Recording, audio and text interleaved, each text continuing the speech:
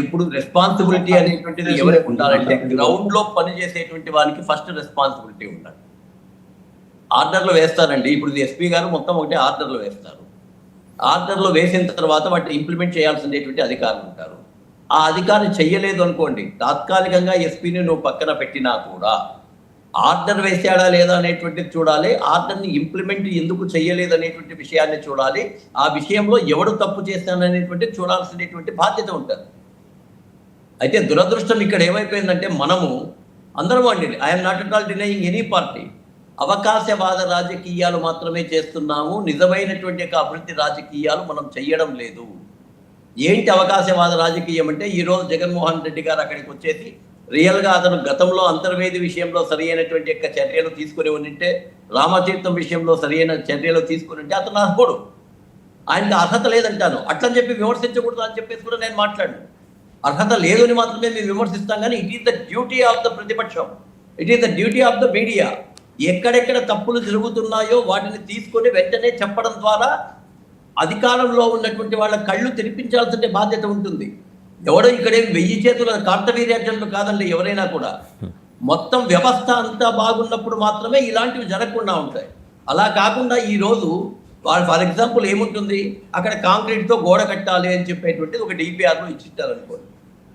తాత్కాలికంగా ఉండేటువంటి కాంట్రాక్టర్ హడావిడిగా ఇక్కడ భక్తులందరూ వస్తున్నారు, వెంటనే ఏదో చెయ్యండి అని ఎవడో చెప్పి ఉంటాడు అనుకోండి. విదేశాల్లో అయితే పొరపాటున కూడా అది చెయ్యరు. ఎందుకంటే చేస్తే వాడు బాధ్యత ఇస్తాడు. ఇక్కడ అట్లాంటిది ఉండదు. ఏ పార్టీ వచ్చినా కూడా ఇక్కడ ఉండేటువంటి పార్టీలు ఎలా ఉంటాయి, నేను చెప్పినా నువ్వు చేసేవా, చేసేస్తారు. అప్పుడే ఇట్లాంటి యొక్క దుష్ఫలితాలు జరుగుతాయి. అందుకే ఒక మాన్యువల్ అనేటువంటిది పక్కాగా ఉండాలి. రైట్. ఒక మాట వెంకటేశ్వర గారు మాట్లాడతారండి. గాది వెంకటేశ్వర గారు మాట్లాడతారు. మనం అందరము మర్చిపోతున్నాం. ఈ డిబేట్స్ లో మనం మాట్లాడేటువంటిది ద రియలిస్టిక్ సొల్యూషన్ అనే దాని గురించి ఎవరం కూడా ఆలోచన చేయడం లేదు. అటు మీడియా కానీ అటు పార్టీలు కానీ ద రియలిస్టిక్ మాన్యువల్ అనేటువంటిది కావాలని చెప్పేసి కోరుకోవాలి. ఒకటి. రెండవది, దేవస్థానాలకు సంబంధించి ఆర్టీఏ యాక్ట్ అనేటువంటిది అమలు కావడం లేదు. ఇది కూడా కొన్ని రకాలైనటువంటి ఇబ్బందులకు దారి తీస్తుంది. సార్, దాని మీద ఆర్టీఏ యాక్ట్ మీద డీటెయిల్ గా ఇంకోసారి మాట్లాడదాం. కూటమి ప్రభుత్వాన్ని, కేంద్ర ప్రభుత్వాన్ని కూడా కోరుకుంటున్నా. ఒకసారి వెంకటేశ్వర గారు మాట్లాడతారండి. వెంకటేశ్వర గారు మాట్లాడతారు. వెంకటేశ్వర గారు అని నేను కోరుకుంటున్నానండి. రైట్. వెంకటేశ్వర గారు మాట్లాడతారండి. వెంకటేశ్వర గారు కాదు, వెంకటేశ్వర గారు. సో ఇప్పుడు జరిగిన సంఘటన మీద కమిషన్ వేశారు. విదేశాలకి మనకి పోలిక పెట్టుకోవడం అనవసరం అండి. విదేశాల్లో మనిషి ప్రాణానికి విలువ ఎక్కువ. మనకి ప్రాణం అంటే అసలు నథింగ్. ఆడోడో పుట్టాడు చచ్చాడు. అధికారుల్లో కానీ పరిపాలించేటటువంటి రాజకీయ నాయకులు కానీ అదే భావన ఉంటది. లేకపోతే పరతార్ గారు పోటీ చేసినట్లుగా ఒకసారి టీటీడీ చైర్మన్ ఏమన్నారో చూద్దామండి. మీరే మాట్లాడదురు. టీటీడీ చైర్మన్ గారు ఏమన్నారో ఒకసారి చూద్దాం ఆ సంఘటన మీద. సరే, కొన్ని సహజంగా మరణించే ఆవులు ఉంటాయి, ఆరోగ్యం బాగాలేకుండా కొన్ని ఉంటాయి. వృద్ధాప్యం వచ్చిన ఆవులు చనిపోతా ఉంటాయి. ఏ ఇళ్లలో మనుషులు చనిపోవట్లేదా? ఆవులు చనిపోవా? రైట్. టీటీడీ నిర్లక్ష్యం అయితే లేదు. చంద్రబాబు గారు మాట్లాడింది కూడా చూద్దాం. కుంభమేళలో చనిపోనా, జగన్నాథ నక్షత్రాలు చనిపోనా, జరుగుతాయి.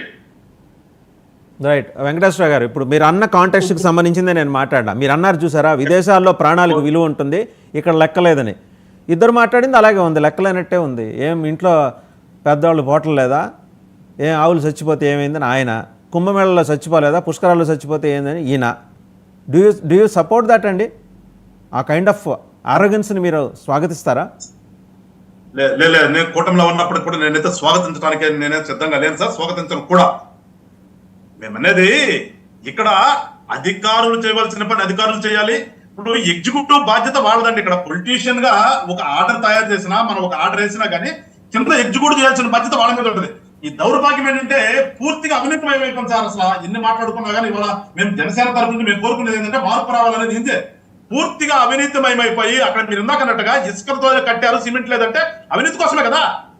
ఇక్కడ పూర్తిగా వ్యవస్థలన్నీ కూడా నిర్వీర్యమైపోయి ప్రతి డిపార్ట్మెంట్ లో కూడా ఒక కాంట్రాక్ట్ ఇస్తే నాకెంత మిగిలింది అనే స్టేజ్ లో ఇవాళ ఆంధ్ర రాష్ట్రంలో జరుగుతుంది.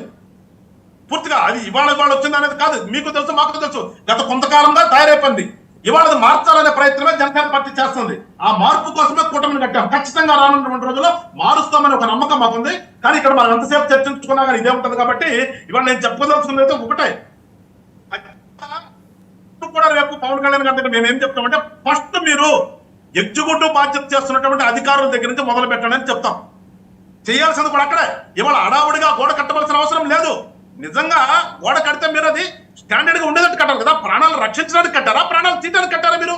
అది కదా మనం ఎంక్వైరీ చేయాల్సింది. ఇవాళ మీరు ఇందాకన్నారు కొండం తవ్వాల్సిన పని లేదని. ఇవాళ కొండలను తవ్వే ఈ స్టేజ్కి తీసుకొచ్చారండి. ఉన్నటువంటి వాటిని గతంలో నిజంగా 100 సంవత్సరాలు 150 సంవత్సరాలు ఉంటున్నాయి. దౌర్భాగ్యం ఏంటో ఇవాళ మనాళ్ళు కట్టిన 10 సంవత్సరాలు కూడా ఉండట్లేదు. 10 సంవత్సరాలు 10 రోజులకు పడిపోయింది కదా ఇవాళ కట్టింది. అంటే మనం యొక్క టెక్నాలజీ పెరిగితే మరి ఇంత దౌర్భాగ్యం ఉంటుందో నాకు అర్థం కావట్లా. ఏ టెక్నాలజీ లేకుండా వాళ్ళు కట్టినాయి 100 సంవత్సరాలు ఉంటున్నాయి. మన వాళ్ళు టెక్నాలజీతో కట్టినవేమో 10 రోజులకు పోతున్నాయి. అందుకని ఇక్కడ మార్పు రావాల్సింది ఏంటంటే ప్రజల్లో మార్పు రావాలి. ప్రశ్నించే తత్వం ప్రజల్లో రావాలి. ఈ అధికారులు ఏదైతే అవినీతిమయమైపోయి అధికారులతో మార్పు రావాలి. ఈ అధికారులు మార్చాలంటే ఈ పొలిటీషియన్లు మారాలి. ఈ పొలిటీషియన్స్ కూడా మారితే రోజుకు ఒక మాట మాట్లాడకుండా ఈ పొలిటీషియన్స్ కూడా ఒక బాధ్యతగా మనం పాలిటిక్స్ లోకి వచ్చింది ప్రజల కోసమనే భావన వీళ్ళలా కలగాలి. ఉద్యోగం చేసేవాడికి నేను ఉద్యోగంలో నాకు వచ్చే జీతం అంతా కూడా ఈ ప్రజలు కట్టిన ట్యాక్స్ నుంచి వస్తున్న భావన వాడిలో కలగాలి. అప్పుడు ఇవన్నీ మారుతాయి తప్పితే ఇవన్నీ కూడా ఇవాళ విలాసవంతమైన జీవితాలకు అలవాటు పడిపోయారు ప్రజలందరూ కూడా. కొన్ని 100 కోట్లు సంపాదించుకుంటే మనం సుఖపడతాం, మన పిల్లలు సుఖపడతారు, మన మనమలు సుఖపడతారనే ఒక దౌర్భాగ్యమైన స్థితిలో ఇవాళ రాజకీయ వ్యవస్థ కానీ ఈ అధికార వ్యవస్థ కానీ తయారైపోయింది. ఇవన్నీ మారాలంటే ప్రజల దగ్గర కూడా మార్పు రావాలి. శివరాం రెడ్డి గారు మాట్లాడండి. తీసుకుని ఓటేసే వాళ్ళ దగ్గర పోతే ఈడలో మార్పు వస్తుంది. ఒక మార్పు అనేది వస్తే తప్పితే అంటిల్ దెన్ మన రాష్ట్రంలో ఇవే జరుగుతుంది. శివరాం రెడ్డి గారు మాట్లాడండి ఒకసారి. మాట్లాడి ఒక 10 లక్షల ఎక్స్గ్రేషన్ ఇచ్చేసాము అని చేతులు దులుపుకునేటటువంటిది పోవాలి. ఒకసారి శివరాం రెడ్డి గారు మాట్లాడతారు. రెస్పాన్సిబిలిటీ చేసి ఆ వ్యక్తిని ప్యానలైజ్ చేసేటటువంటి శివరాం రెడ్డి గారు ఒక్క నిమిషం అండి, రైట్. శివరాం రెడ్డి గారు ఇంపార్టెంట్ అంశం మాట్లాడే సమయానికి వచ్చేప్పటికి మీరు ఫ్రీజ్ అయిపోతున్నారు. మీరు అసెంబ్లీలో రారు, మాట్లాడరు. కనీసం మాట్లాడటానికి వచ్చే చోటైనా ప్రాపర్గా సిగ్నల్ ఉన్న చోట కూర్చోవచ్చు కదా సార్. మీ చేత మాట్లాడిద్దామని నేను ప్రయత్నిస్తున్నా. మేము ఉండేది విలేజ్ లో ఉండదు. మా పరిస్థితులు ఎప్పుడు వస్తాయి ఎప్పుడు పోతాయో మాకు తెలియదు. కాదు, ఇవాళ ఐ ఎక్స్పెక్టెడ్ మీ దగ్గర చాలా ఊహించాను. లేం సార్, మీరు మార్మూల గ్రామంలో ఉన్నాం. మీరు మాట్లాడాలి. ఇంత జరుగుతోంది మీరు చేసుకున్నా శివరామరెడ్డి వైఫై అటాచ్ చేసేసుకుని వైఫైలో రండి, సెల్యులర్లో రాకండి. కాదు, పెట్టాది కరెంటు పోయింది. సార్ ఇప్పుడు వాసుదేవ్ గారు వీళ్ళు చెప్తున్నట్లు ఒకవేళ అధికారుల మీద చర్యలే తీసుకునే దానికి ఎవరికి కావాల్సిన అధికారిని, నిజాయితీగా పనిచేసే అధికారిని లూప్ లైన్ లో వేస్తున్నారు. తెలుగుదేశంకి తానా తందని అంటాడా, ఇంకో మిగిలిన పార్టీకి తానా తందని అంటాడా? ఏ ప్రభుత్వం అధికారంలోకి వస్తే వాళ్ళు వేసుకునే పరిస్థితి మనం అంతా గమనిస్తూనే ఉన్నాం. కానీ గతంలో ఏది జరిగినా గతాన్ని పోల్చే పరిస్థితి కాదు. ఇప్పుడు ఎన్ని కార్యక్రమాలు తీసుకొచ్చినా కూడా ప్రతి ఫంక్షన్ ఇలాంటివి జరిగినప్పుడు చనిపోవడాలు గత తెలుగుదేశం ప్రభుత్వంలో మళ్ళా వాళ్ళ అధికారం వచ్చిన తర్వాత చూస్తూనే ఉన్నాం. ఈ రోజు తిరుమలలో గోవులు అన్ని చనిపోలేదు ఇలాంటి మాటలు మాట్లాడితే కేసులు పెడతామని చెప్పి బెదిరించింది. మళ్ళా అక్కడున్న ఈవో గారే 199 పశువులు చనిపోవడం జరిగింది అని స్పష్టంగా ఆయన చెప్పడం జరిగింది. అంటే అధికారుల మీద ఎందుకు చర్యలు తీసుకోలేదు? ఇప్పుడు పార్థసారథి గారు చెప్పారు కదా, ఆ అధికారుల మీద మనం మాట్లాడుకుంటాం, కేవలం మనం మాట్లాడుకుంటున్నాము రాజకీయ. అది ఒకవేళ యాక్సెప్ట్ చేస్తాము.